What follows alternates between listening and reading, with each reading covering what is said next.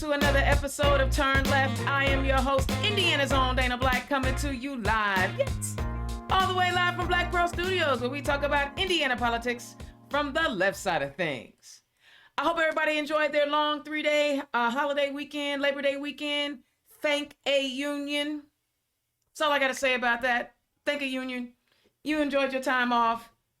Thank somebody that is willing to organize and fight for worker rights. They just don't take any old thing that's coming their way. They band together and say, we're going to do a thing and you will protect us. I love it. So thank a union for your 3-day weekend. But you know, after Labor Day, it's the most wonderful time of the year. I'm just saying, we are in the home stretch for the general election. This is when we have the opportunity to make real change in everything that we do in every aspect of our world by electing the right people. I know y'all like, nah, Black, nah, you bugging, girl. No, I'm telling you, you can make it happen. But you got to make sure who you're voting for. Did you all see the Anti-Defamation League's report that came out about the Oath Keepers? Unfortunately, they weren't bright enough to have good data security.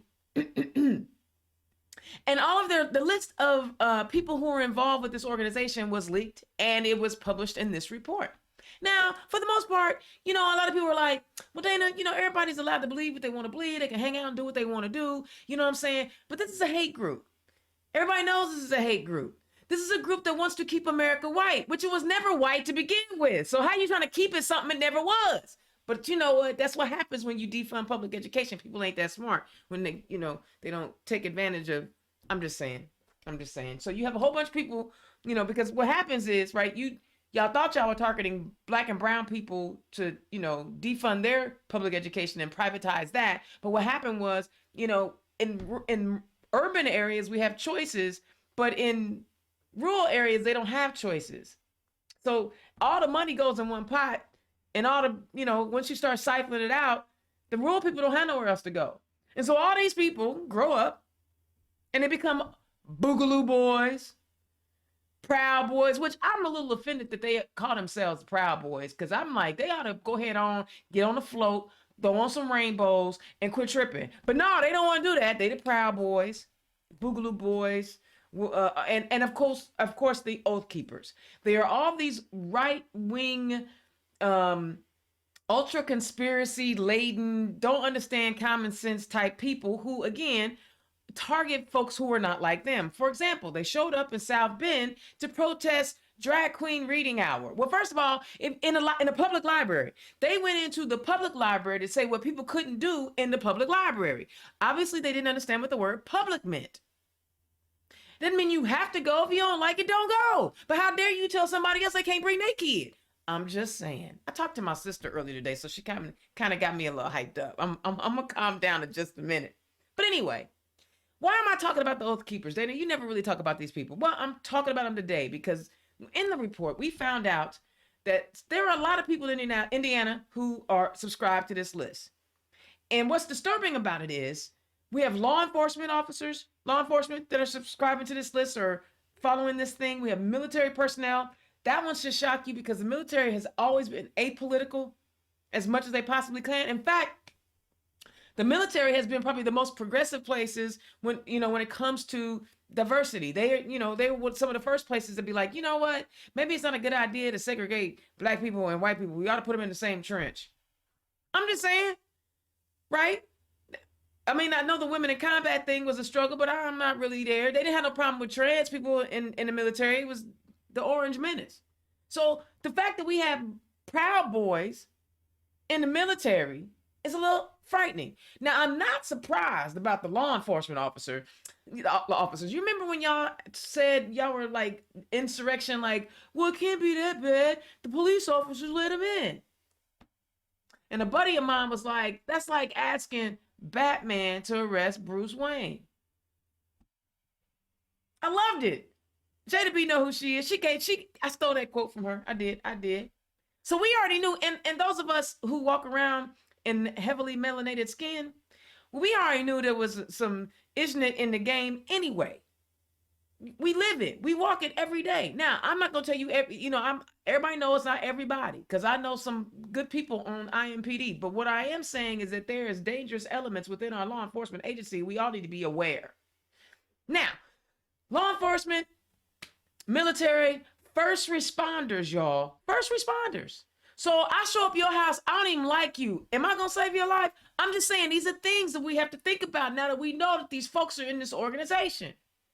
But what scares me the most are how many elected officials are a part of this organization. See, you may have 1 or 2 interactions with law enforcement agencies. You may have 1 or 2 interactions with first responders. You may not ever come in contact with the military because only 1% in the, enrollment's down. Ask Jim Banks, he's trying to, he doesn't want us to get our $10,000 student loan forgiveness because it's a good carrot to get people to sign up to go in the military. I don't know what exploitation sounds like other than, oh, there's poor people, let's go get them to die for us. I'm just saying, if you want to go fight in the military, do that, but to exploit poor people anyway. I'm on a rant for real. So by the way, the elected officials are people who are writing policies that impact everybody in that community. So if you're writing policies at the State House, it's going to affect 6 million people. If you're writing policies, I don't know, like Bradley Rogers, who currently serves as county commissioner in Elkhart County, if he is writing policies for that county and he's a member of the Oath Keepers, is he really looking out for every person in that community? Or is he going to draft legislation or policies or ordinances or do things that are counterproductive to certain members of that community? I don't know. But if you sign up for a group called the Oath Keepers, you definitely don't have my best interest in mind. So you guys got to go read that report. And I know that was kind of a long rant, but I need y'all to understand that it is no longer just like, people on the fringes. It's not that anymore. It's not that. They're in every element of our society, and they're growing like cancer, and they're going to soon metastasize into something so awful that we will not be able to bring ourselves back. I need y'all to understand that. They're everywhere. And for some reason, they mad that they feel like somebody's taking something away from them. Ain't nobody taking nothing away from you, except for them tax cuts that your boys gave the super wealthy people. So they don't actually contribute to the society as a whole. It comes out your pocket, in my pocket. So if you're going to be mad at somebody, be mad at the people who are not supplying the needs that the government is supposed to supply. I'm just saying. Yeah, I'm actually a little worried, but they never show up wherever I am. So I've never met a Boogaloo boy before. I met a lot of Proud Boys. I usually see them in June, but I don't think they're part of this organization. All right, that's my rant on that. But I want to give y'all some news real quick. Remember how President Biden was giving people $10,000 and $20,000 if you got Pell Grants, student loan forgiveness? Well, in Indiana, they're going to tax you. They've decided the Fed agencies, they're not going to tax you. They're not taxing you as income, but in Indiana, because this is the state that works, so hard to keep your behind broke. The state that works is going to, that forgiveness, they're going to go ahead and tax it. So look for it. But I got to tell you, my guy, my House rep, my state representative, Representative Greg Porter is introducing legislation to alleviate that tax burden. Now, we know what that supermajority looks like. And if a Democrat says the sky is blue, I promise you, they will tell you it's green. They will. They will not agree with you in that supermajority. They don't have to. So let's hope that his bill gets called into committee. And what he says is, because taxing student debt relief when we have a $6.1 billion and growing surplus is unfair and needlessly counterproductive. I am drafting a bill to retroactively eliminate and nullify any state individual income tax being imposed on Hoosiers who are finally in a position to receive vital student debt relief.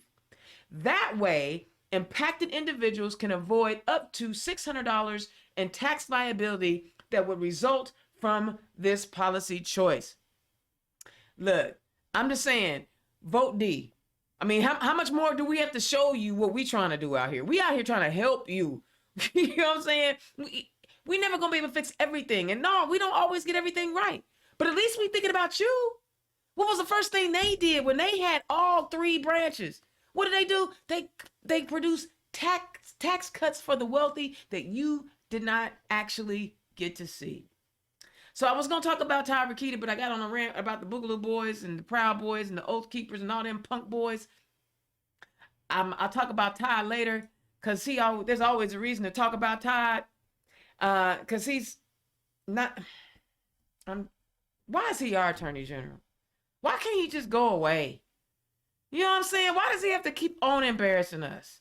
Him, Jim Banks, he another one. Little Jimmy. All right, y'all, that's my rant. Thank y'all so much for tuning in to Turn Left. I'm so excited. I have some great guests tonight. And remember, as you're listening to our guests, we're getting down to the countdown. I need you all, if you are liking what they talk about, you believe in what they believe, and you stand by them and you want to support them, which you should, then please click on that link, that they're at Blue Links that you find down in there, and support these candidates. $5, $10 go a long way. But first up, I have a returning guest. Let me tell you something. And I know she's probably tired of me saying it, but y'all don't understand. Generosity is an amazing thing. And after I had my guest on last year, we were in the studio, we were in person, and we were talking about all the things that I wanted to do and how I wanted to make, Black Pearl Studios a place for Democrats to come and talk.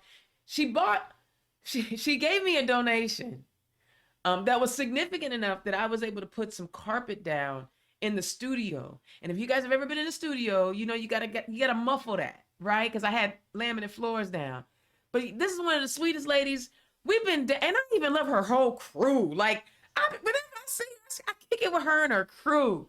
Welcome back to the show, the history maker, the Fishers, first Democrat in Fishers to be elected to the Fisher City Council, but now is running for State Senate District 31, Jocelyn Vare. Jocelyn, welcome back to the show. I am so glad to be here. The last time I was on your show, it was 4 years ago. So I've been on a journey with you, Dana. So thank you. Well, we have definitely been on this journey together. I'm loving it. Yeah. And you know what? One of the coolest cats on the ballot. I'm just going to throw it. I feel like I wish I could scat.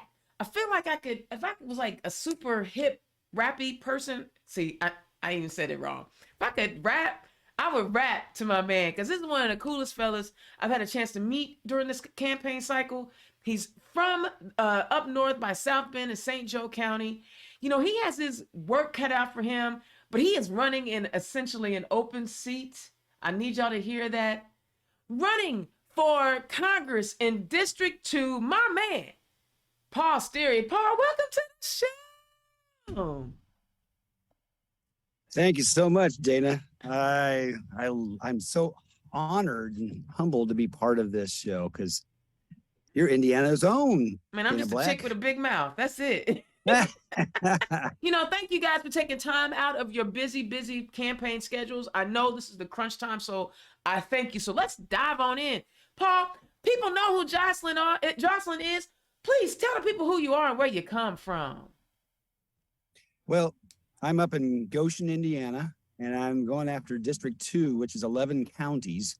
So it goes from LaPorte all the way over to Middlebury, down to Wabash, and over then to Peru and Logansport. And so I'm supposed to be the representative for 700,000 plus citizens. And my slogan is Paul for all. Oh, we got it up there, bro. We got your logo up. I truly want to be that representative for everyone. So I'm going out talking to everybody and anybody. And yesterday I was in Rochester at a Kiwanis club and met the first person I met was actually a Trump red hat person. And Orange Menace. First thing he asked me was, what do you think about Roe? And I said, well, I believe in privacy rights. And I believe in women being respected at the same level as men. And actually the night before, I was at a women's gathering in Peru, Indiana. And I actually said, maybe we should actually even respect women a little bit more, because they're the creators. They're the ones that give birth to all of us. Mm-hmm. And so I was raised on an 80-acre pig farm south of Decatur, Indiana. And my job there was to play in the ditch all the time, but also take care of the cats and the chickens and the dog, my favorite dog, Tip. And I was there from age 0 to 6. And I was raised in a Church of the Brethren church. And so mom and dad taught me that the two most important things in life are the golden rule: do unto others you want them to do unto you, and Jesus' first commandment, which is love your neighbor as yourself. And so going back to this red hat person that I was talking to, I just constantly came back to saying, well, I'm here to respect. I'm here to listen, and I'm here to listen to what you have to say, but I have to respect every single person in my district, not just some. And you can't put them down, because my job is to help make sure that respect is to everyone. And so I'm actually I'm an environmental educator. Wow. And actually here's my stump speech. I'm an educator for educators. And I've been in education for 30 years. And because of that, NEA has endorsed me, the National Education Association, as well as the Indiana State Teachers Association, ISTA. I'm a worker for workers, and I've actually worked in industry. I was a purchaser for the aluminum trailer company for a couple of years, because I wanted to learn the language of the working class. But I've also been a construction worker, a roofer, a landscaper, a social servant. I've been a little bit of everything. And that's why the AFL-CIO has actually endorsed me, because they believe in me. And I believe in making sure that laborers and all workers in District 2 are respected. I love that.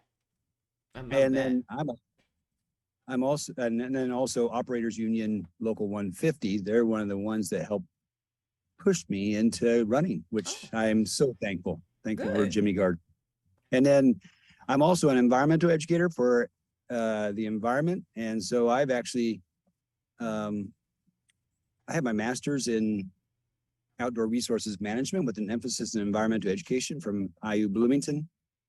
And because of that, I want to raise up the environment, because I tell students, I tell teachers and parents and everybody that my job as this District 2 representative is to make sure that the future is lifted up, because we got to make sure teachers are lifted up, because they help kids that determine our future. Got to make sure the workers are there, because they're determining our future with good roads and good buildings and good hospitals and et cetera, et cetera. And then we got to make sure the environment is good, because for a selfish reason, I have a 16-year-old and a 20-year-old, and I want to make sure that they have a beautiful life ahead of them. And how do we do that? Actually, I want to address climate change and become a very climate active person, which I already am, because I'm actually the head person for Goshen's Citizens Climate Lobby, as well as Goshen's Green Drinks. And I'm also part of the Environmental Education Association of Indiana. And I'm also part of the North American Association of Environmental Education. You know, I'm gonna jump in real quick, because you know what, you're really refreshing, because you actually sound like you know stuff. I'm trying my darndest. Because I'm listening to all of the different experiences that you have had in just your existence, and how different and refreshing that is versus listening to a bunch of punk people who are legacy kids who never had to work for nothing, and now I'm in charge. but oh my God, I'm scared to death. I can't stand up to a 70-something-year-old Orange Menace. I'm like, I'm feeling this. Like, Well, thank you. Thank you, Dana. Appreciate that greatly. And actually, a couple more stories I could tell, but not today. I sailed through the South Pacific for a year, and I was also a gardener at a castle in Ireland for a year. But that's another story. I'm gonna ask that one when I come up there and see you. I'm gonna ask about that one. That sounds like that need to be off air and just between me and Oh. you. But Well, then also, I let me bring in really I'm sorry. I really want to make sure that we have health care for everybody. And that's one of my top pushes. And primarily, one specific arena is mental health care. And when the reason why I'm talking about this is because I worked the past 2 years at Elkhart Academy. It's an at-risk youth high school, and I was their science teacher. My job was to edutain and to try to get these kids to love science. And because these kids at this at-risk youth high school, they were either kicked out of school for carrying guns or for fights or being stoned or truancy. And they loved me. And actually, the main thing that they're looking for is respect and love. Yeah. And so they would come And to then class. that's what just everybody to go to wants. class. Amen. And that's what they need to be better citizens. And so, an FYI, in the past 2 years, I had 3 students overdose on fentanyl. That sucks. 2 of them had babies. 2 of them were shot. 5 are incarcerated. And so my job is, and actually all of my students had PTSD due to their home lives. That's horrible. And so what can I do? And actually, this is what I told my students my last day of school. I said, hey, the reason why I'm leaving school is not because I don't like you. I love you guys. And I told them that a lot. And actually, another quick story is one of my favorite students she was a heavy hitter. She got into fights all the time. She set her mind, and she had a 2-year-old baby, and boy, oh boy. But every day she'd lean in my classroom and say, hey, Mr. Steury, I love you because you respect me. That's it. And you know what? It goes a long way. But let me bring in my second guest, because I want to make sure that I bring this queen on in. Since we lost one queen, but we still got a whole bunch of other queens. Well, we didn't lose a queen. They lost a queen. People on the other side of the pond, they lost a queen. I still got my queen. Anyway, y'all, Jocelyn, what's going on? What's been up with you? I'm good. It is so good to be here. So the last time I was on your show, I was campaigning for Fishers City Council, an at-large seat. And you guys, at that time, this was 2019, I was told by everyone, there has never been a Democrat elected in the city of Fishers. Fishers is in Hamilton County, northeast suburb of Indianapolis. I was told no Democrat has ever won here in Hamilton County and Fishers specifically, and it's not going to happen now. You have no chance. And here I am now after being elected. I started serving on the Fishers City Council in 2020. And actually there were 2 Democrats elected. And here I am now running for Indiana State Senate to represent Fishers. It's District 31. When I was told 4 years ago, a Democrat will never get elected, now today I hear, you're a Democrat, you must get elected. That's it. You must get elected to the state house. And that is an example. I'm certain that is not unique to Fishers nor to Hamilton County. This is how important this upcoming election is and how everyone is looking to Democrats to lead and turn the supermajority around so that they start listening to Hoosiers and serving the people that they have been set an oath to serve.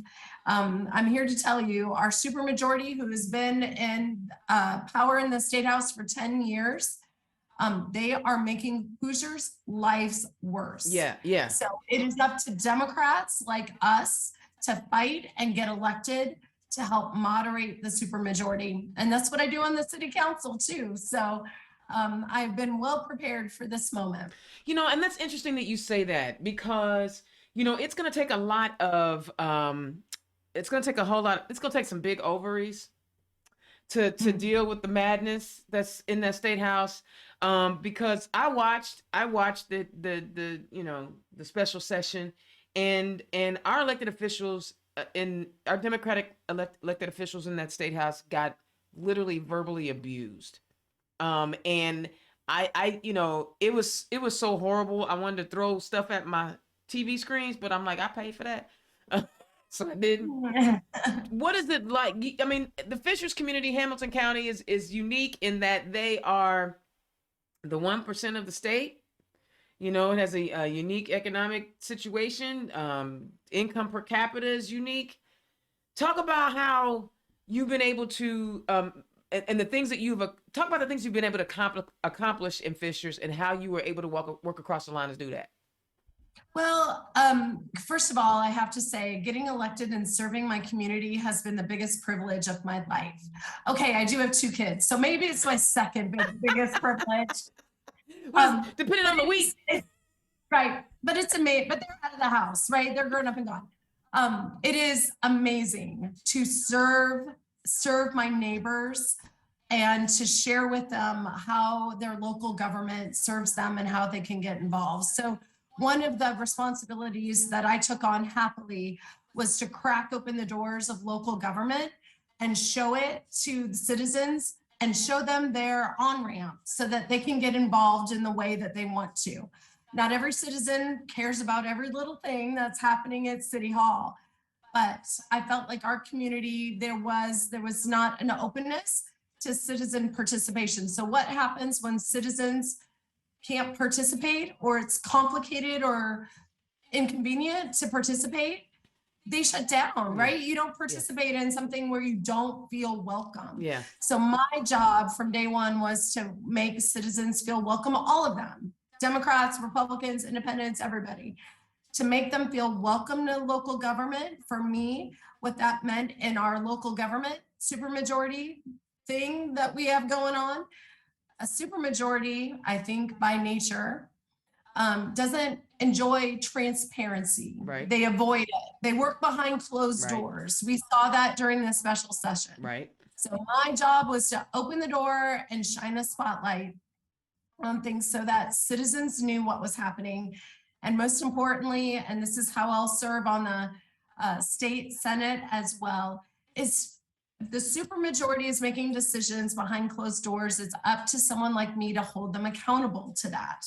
And that means we can't make it easy for them. And we do exactly what our amazing leaders, our Democratic leaders in both the state House and Senate did for Hoosiers. And that is standing up and fighting and holding the supermajority accountable. You're right, Dana, it was hard to watch, but I was also so uplifted by our House representatives and our state senators. They represented Hoosiers, and that was noticed, that was seen, and that has been motivating, I think, for men and women in Indiana. Yeah, I was really proud of our Democrats. I mean, you could tell that they, who, like, I loved them all. I'm not gonna lie, like J.D. Ford and Senator Yoder and Jean Breaux and Senator Taylor. Like, I love them all.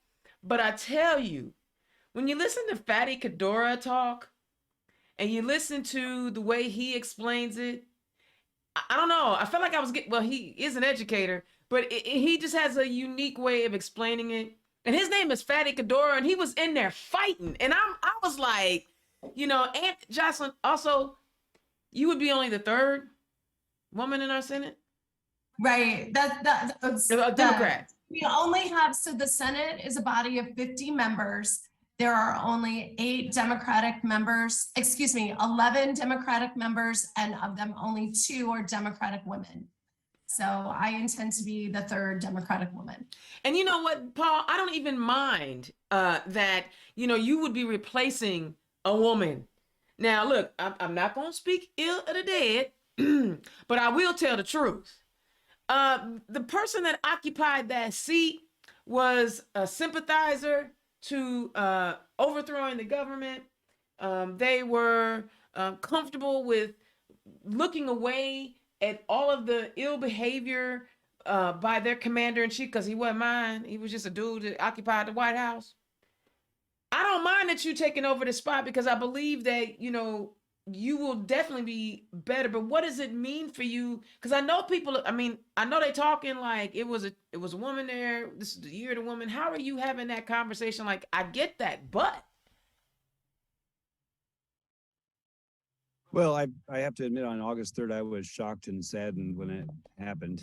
But I was also flabbergasted. It was just kind of, oh my word, what is happening? uh-oh. Did I lose you? Uh, Okay. I, I'll be glad when some of One that thing that they infrastructure had money comes for some high-speed internet all over Indiana. Did I lose you, Paul? Did I lose you? I don't think so. Okay, there we go. So you on the Okay. 29th, you were shocked. On August 3rd, I was August 3rd. shocked when she passed away. And I am so honored because I actually got to know her, and I used to lobby her for climate reasons. He was a And- lobbyist too? Yeah. And actually she was very, very polite. And that's one thing I really want to stress is I'm going to be as polite as possible to all my constituents, but I really want to listen to them, because one thing I've been hearing from a lot of her citizens from District 2 is the biggest complaint was she wouldn't come down and listen to them. She would come down and talk, and then she'd have to leave immediately because she had things to do, people to see, but people want to be listened to, and including that Vietnam veteran in Peru that I met that talked to me about Agent Orange and how the Veteran Affairs Office there closed. And so he had now to go to Fort Wayne, which was a 2-hour drive. And I'm going to fight for everybody and anybody in my district. And I'm going to respect them too. And one thing I really want to promote is that one of my favorite politicians of all time was actually Senator Richard Lugar, conservative Republican. And I didn't agree with a lot of his policies, but one thing he did was actually he listened, and he reached across the aisle, and he compromised, and he was considered bipartisan. Well, okay, see, I gotta stop you. I get that, and that all those flowers. Get it, yay. But do you realize Indianapolis is the only city in the entire country that has Unigov? You realize that? Because it was such a bad idea. It's such a bad idea. It's the only city in the entire country that has it. And they didn't really do it all the way. Okay, but I'm gonna leave that alone. There's a PBS special. Well, people say, how are you going to be able to do anything in Congress, Paul? And I said, relationships are the most important thing that you can do to help change people. And what I see right now is a land of divisiveness. And as a country, we're supposed to be the United States of America. And right now we need to stop lobbing bombs at each other. And I understand us being angry because of stupid things like SB1 and stupid things like Supreme Court, period. But we have to work together. I agree. And it's aggravating. And actually what's great is I'm having Republicans get so excited that they are actually having house parties for me so I can go in and meet them. And fundraise. I know, man. It's because I talk about local economy, local greatness, local enterprise, and make sure to lift up people, because people are ready for hope. They're tired of fear. Yeah, and see, Justin, I feel what he's talking about.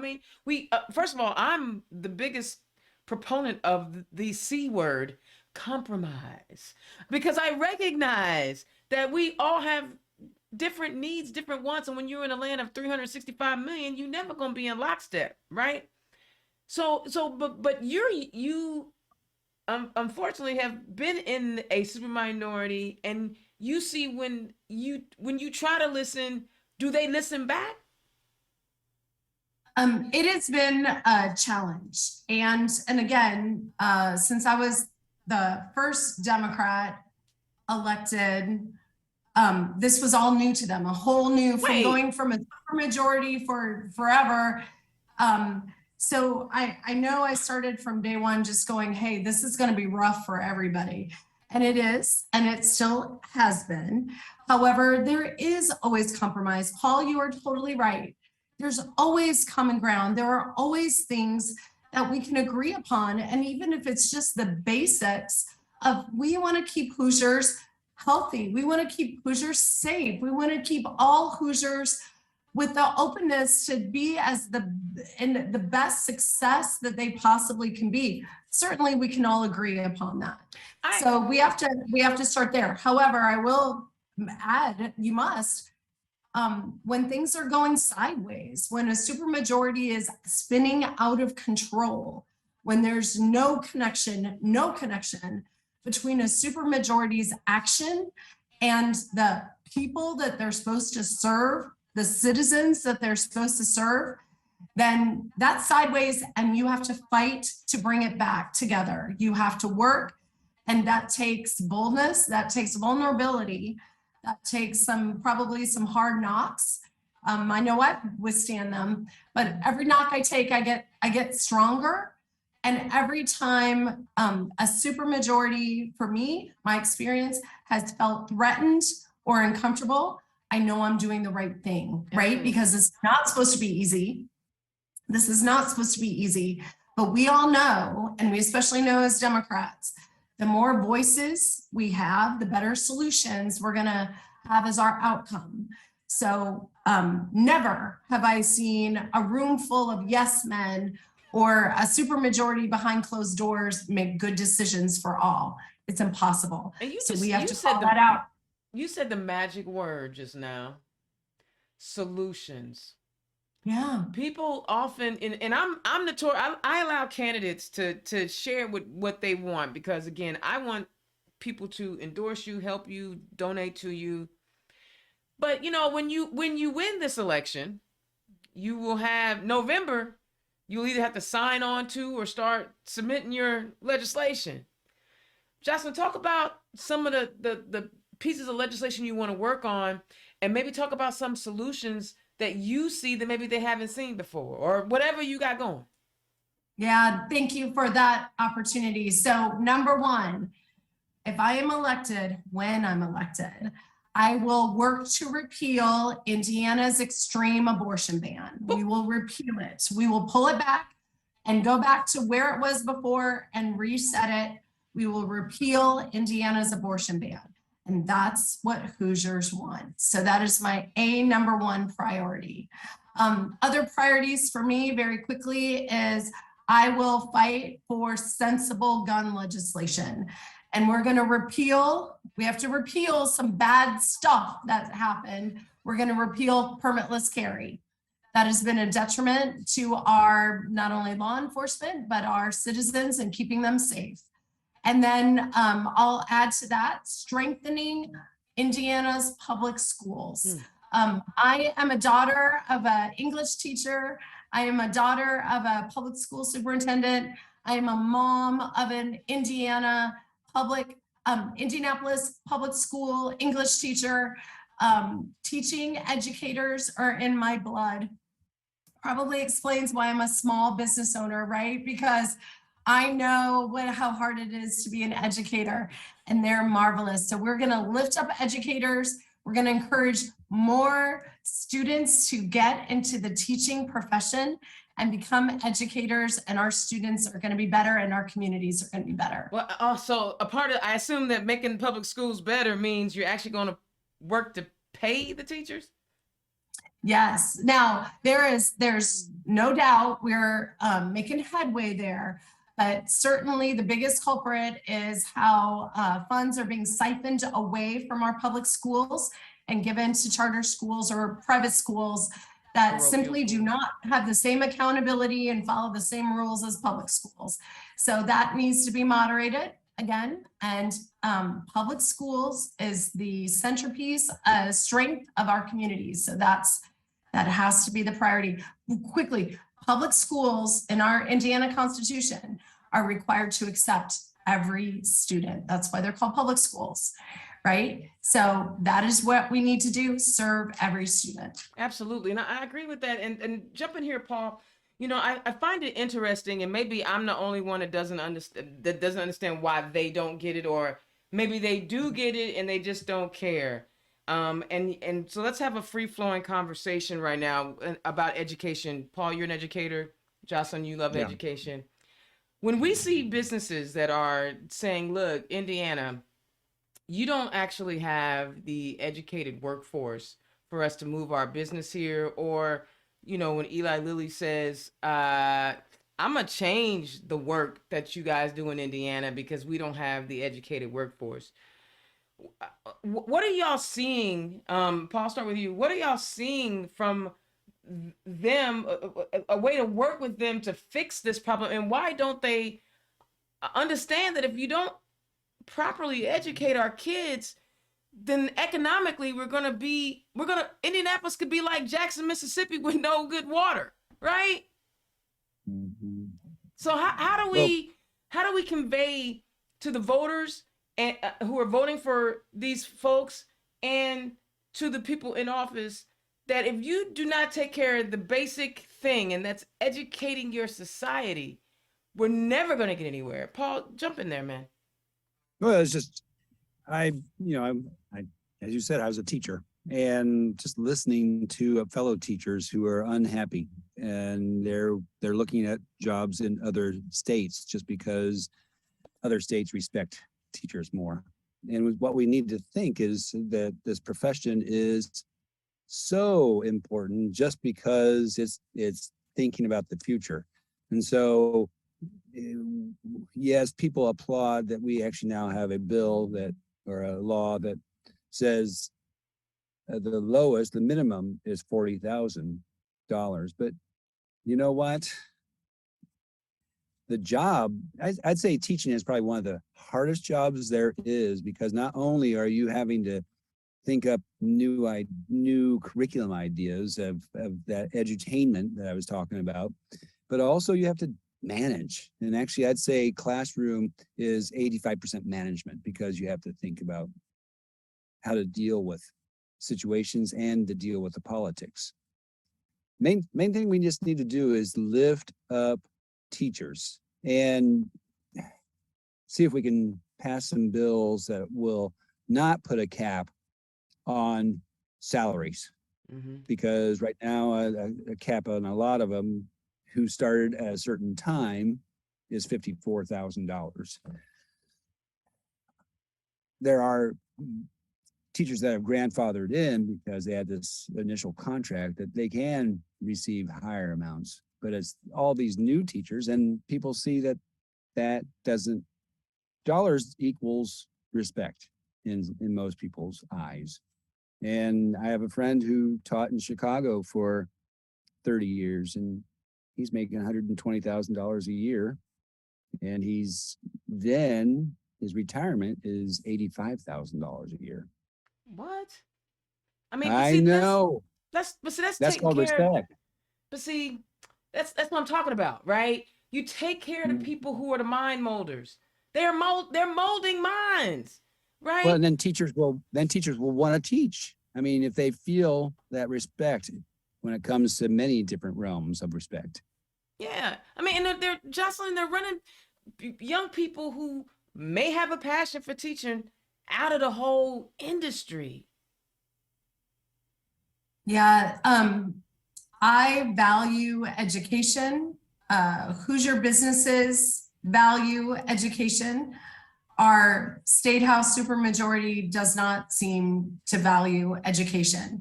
And when you don't value education, you don't value educators. And unfortunately, that means you don't value students. And for me, if I become a state senator, I'm going to advocate not only for public education, K-12 public education, but post-secondary education. That is where Indiana is falling short. We are not educating a workforce for tomorrow's jobs, right? But for me, what I see is there are so many obstacles in place.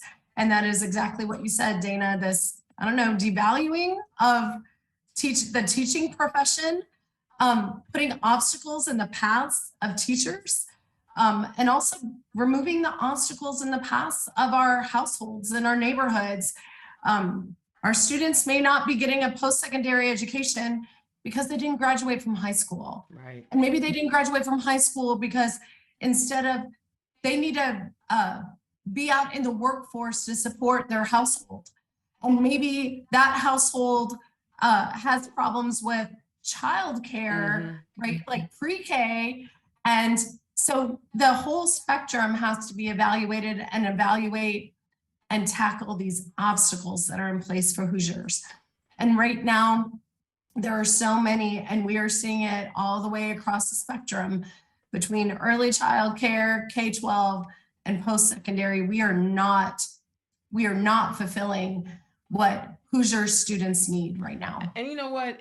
I'm going to transition to another topic because I feel like it's important. But and the reason why is because if we were educating our people better, then maybe we would be ready to deal with the science of climate change.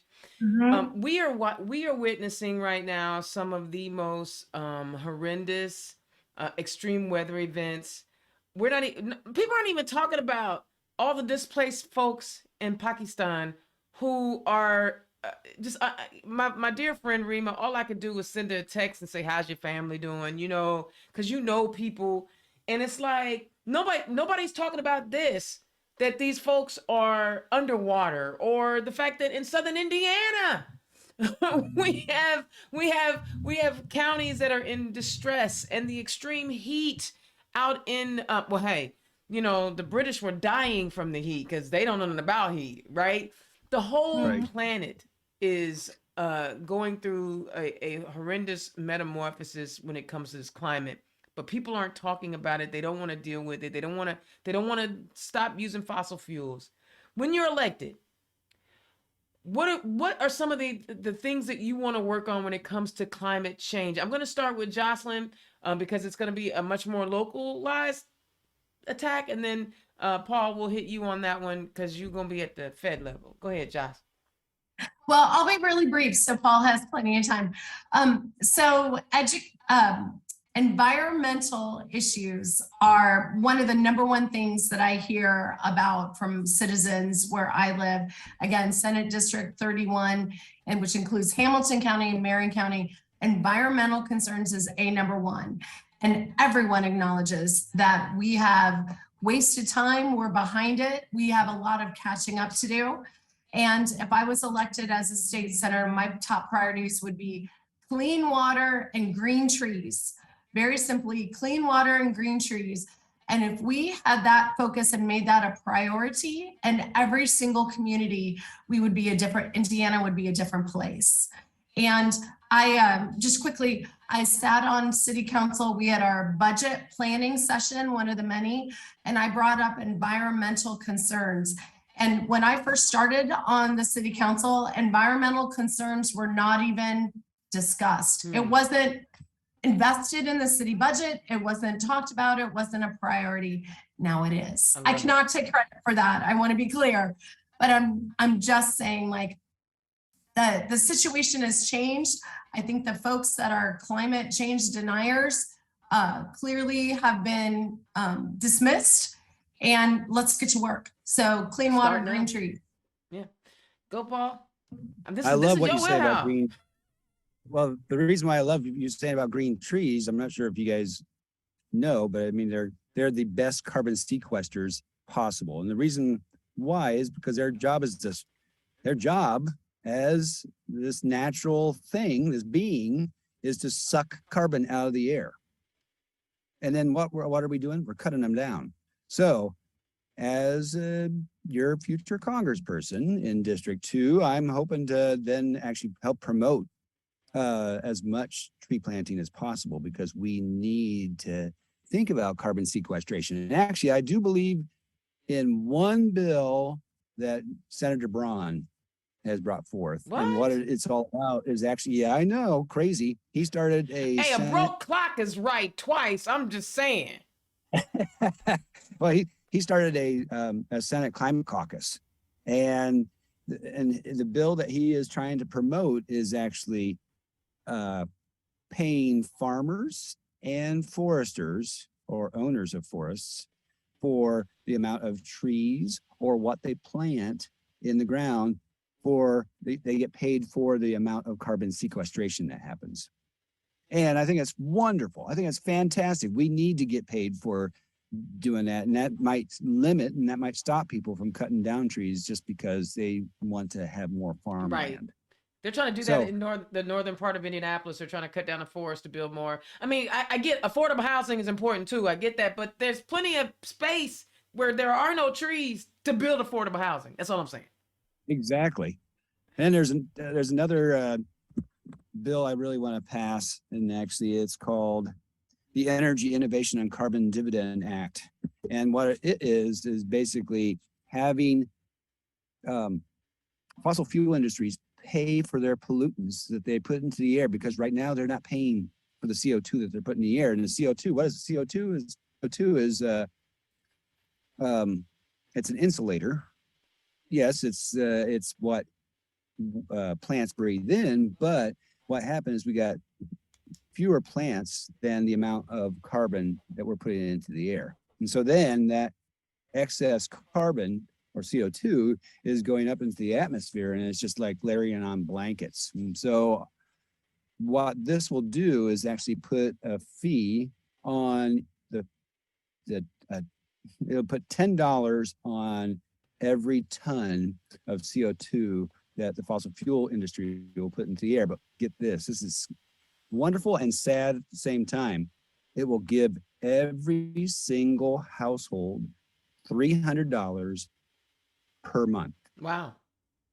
I'll take it. But think about that's a lot of CO2 that they're pumping up into that air. So we're expecting Mother Earth to take care of itself, but we're just bothering it as much as we can. Yeah, so but it can't. That's just the environment is another example of putting, profits over what's best for the human.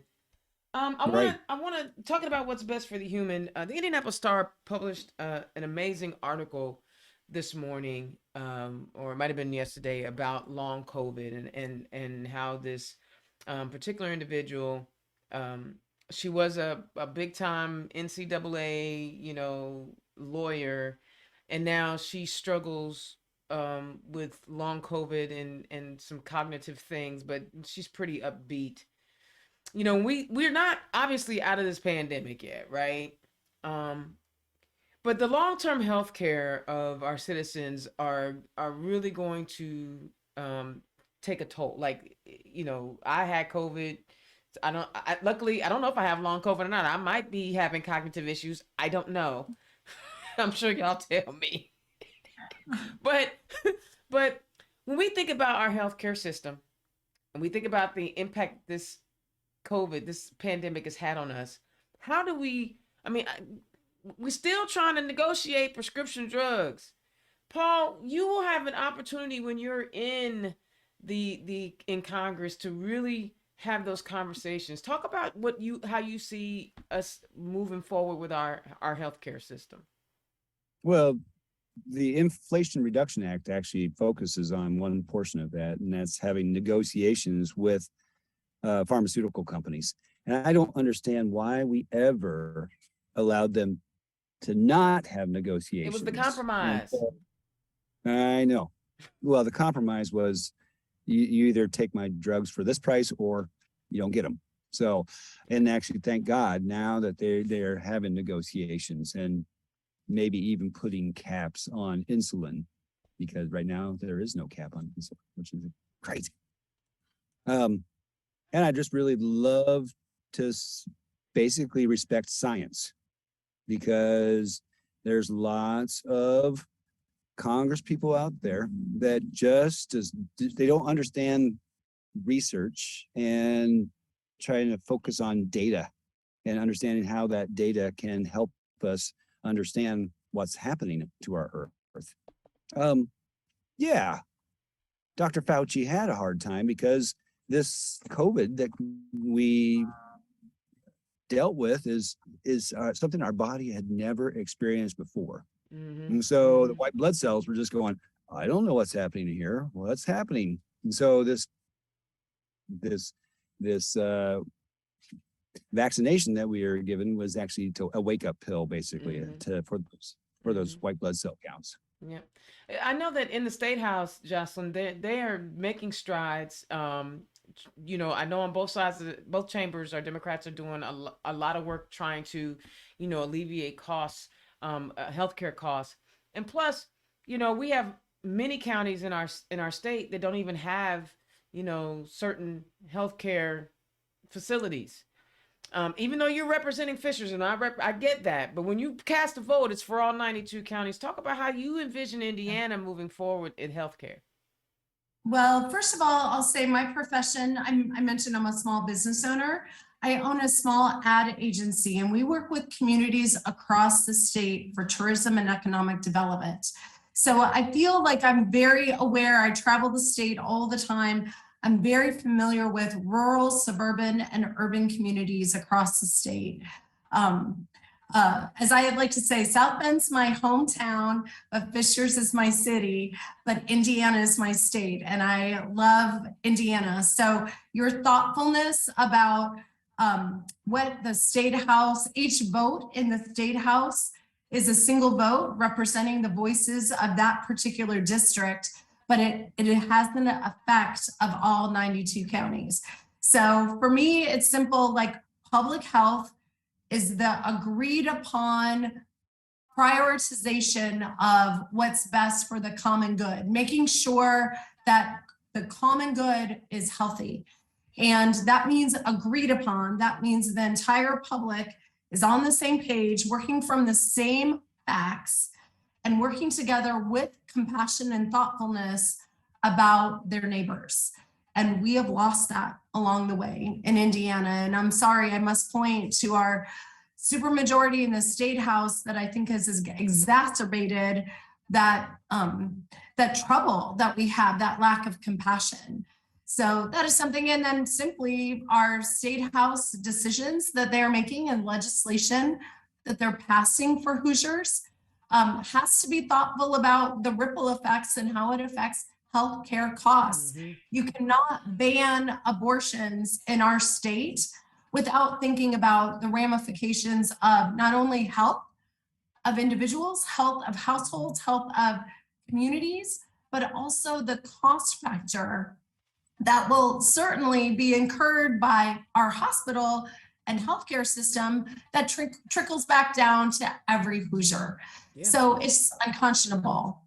Yeah, and it's scary because like no one looks. Paul, I'll be honest. You've been like really trying to keep it mellow and keep it cool because I get that. Where you're running is what you got to do, and I applaud your ability to like to have that even tone. But if you're looking at it from a congressional point of view, and I get that. But I know me and Jocelyn been looking at that State House, and it's like, what? And it gets my blood boiling, and I don't understand why other people's blood isn't as I get everybody's not as in the politics like I am. I get that, but every policy that these people write impacts you directly. And so I thank you, Paul, for being like super cool. I think I want to hit one more thing because I know you got to get going, and you have fundraisers and things to go to. And I'm gonna put the pressure on you, Paul, when you win. My congressman comes back to Indianapolis. I can see him anytime. I'm just letting you know. I'm just gonna put the pressure on. We have law enforcement. Law enforcement is a tricky thing, right? It's not. Everybody thinks it's so black and white, but it's not.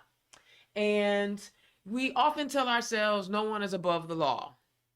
No one is above the law. And I know I normally stay in the 92 county borders, but I think this thing with the Orange Menace is going to have a significant ripple effect through our society, no matter what the DOJ decides to do. I think, homeboy just ought to go ahead on and get arrested and arraigned or whatever the hell, because he committed a crime. If I commit the crime, I'm going to jail. You commit the crime, you going to jail. Paul, Jocelyn, the same way. But what I'm struggling with is the fact that they're saying we don't want to do a former president. I question, is it a former president or this former president? Because folks are scared to death. He had top secret documents. Y'all don't have to comment on the case, but talk about how you feel as a citizen of the United States on if they don't do something, or if they do something, and what message that sends, and how will you as an elected official try to resolve that with the people that you represent. Yeah, I know I did that. Paul, I'm gonna go with you first, bro. It's heavy, but I mean, if it's illegal, it's illegal. And we need to actually set precedents with law. I mean, as in, if you give up, if you're lenient, that's going to say something. But he does have his Supreme Court in. He has a posse of lawyers, and we have to make sure that everything that is illegal is noticed. Yeah. And so,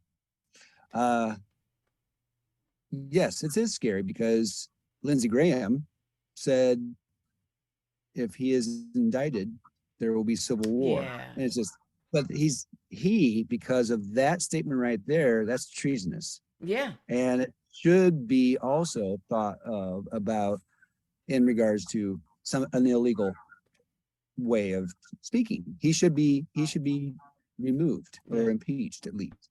I agree. And I love Ms. Cheney.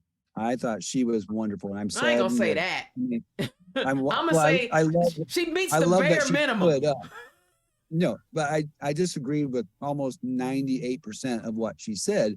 But she had testes, as in she had ovaries, honey. She had big, juicy ovaries. Because, honey, testes done dried up and shriveled up and curled up. Because it's all them men, folk. All them men. They all look. Tucker Carlson sitting around talking about, we losing our manhood, and the boy that lost his primary race out in South Carolina. Men need to do this. Stop being punks, and then maybe women will start respecting you a little more. But you all running around letting some 75-year-old man who couldn't chase you down a ramp scare you into not doing what's right by the Constitution. I'm not trying to hear that. She got big ovaries, but that was a bare minimum, bro. Bare minimum. Oh yeah, upholding the Constitution. Agree. I'm sorry, another rant. Her daddy shot somebody in the face. Jocelyn, yeah. Jocelyn, I ain't messing with her just for that, because that's a crazy family.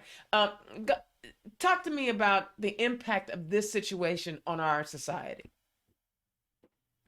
I have 2 kids. They're grown. My son is 27. My daughter is 25. They don't live in my house anymore. But this whole situation reminds me of something I taught to them when they were little, and that is simply actions have consequences. Actions have consequences. And if we lose that equation, we've lost it all. Right? So actions have consequences. That's what I'm expecting here. All right. Okay. Now I'm gonna end on a positive note, because that was kind of dark and I had to go there. Good. Okay. Jocelyn, you said abortion is number 1. Education is number 2. Sensible gun legislation. Sensible gun legislation. Repealing permitless carry. I love it. I love those things. Now, unfortunately, it's 7:00. Yeah. That hour went quick. And okay, so Jocelyn, tell the people do you have any events coming up? Yes, 2 real quick. Saturday, September 17th, I have a joint fundraiser event with House candidate for District 32, Victoria Garcia Wilburn. Yes. So part of her district is in Hamilton. Her district is in Hamilton County and Marion County. My district is in Hamilton County and Marion County both. So I am so proud to be just working with her and supporting her campaign as she supports mine. And we are sisters knocking on doors and working really hard. And I am encouraging her victory in the State House, the House of Representatives side. And then we have a fundraiser for Just Me, my campaign on Thursday, September 22nd in Indianapolis. If you go to my website, you'll see all about it. It is going to be a blast. So come join us. These events are great. And I am around and out in the community, not only canvassing, but meeting with voters all the time. So I just encourage that. What are your handles? What are your social? Yeah, Jocelyn Vare for Indiana. My last name is Vare, V as in Victor, excuse me, V as in victory. Hello. Jocelyn Vare. I love it. Thank you so much for coming back. Paul, do you have any events coming up? Besides the one you're late to? Sorry. I'm busy every single day. And so it's a sprint to the finish right now. So I'm willing to do something every. Oh no. It'd be nice to get internet up there. Jocelyn, your job. He's so busy. Your job when you get up in that state house is to get us some reliable high-speed internet in all of our counties, so that this right here, this man is bringing us the funk tonight, and because of his connectivity, I think we may have just lost him. Y'all, Paul for All, I know that he is on all the social media handles. So just find him, like him, donate to both of these campaigns. Listen, these are bright people. We have smart people. I actually had more educators on this season than I've had before, and they are sharing and they are putting themselves on the ballot. And they want to make sure that they are a part of the change. So I'm excited that smart, intelligent, educated people want to be our leaders, because usually smart people be like, I ain't doing that. Smart people like, nah, there's too much drama that comes with that. So y'all, thank you so much for joining Turn Left. Next week, I'm going to actually have 3 guests on. I know we'll make it work. Technology will make it work. I'll make all the faces look cute and do what I do. But we had a situation where candidate thought she was going to have to step away. I had to fill the slot. But once I made the ask, I wasn't going to tell her, no, she can't come. So we're going to have 3 people on the show, and it's going to be a ladies' hour. I like ladies' hours. I have a good time when there's ovaries in the build. Damn them testes. I'm just saying, I just ain't feeling them. I ain't feeling them. They punks. They punks. Every last one of them. They Jocelyn, they call themselves the Boogaloo Boys. All right, y'all. Indiana's own Dana Black, Turn Left. Thank you so much for tuning in. I will holler at y'all next week. Peace.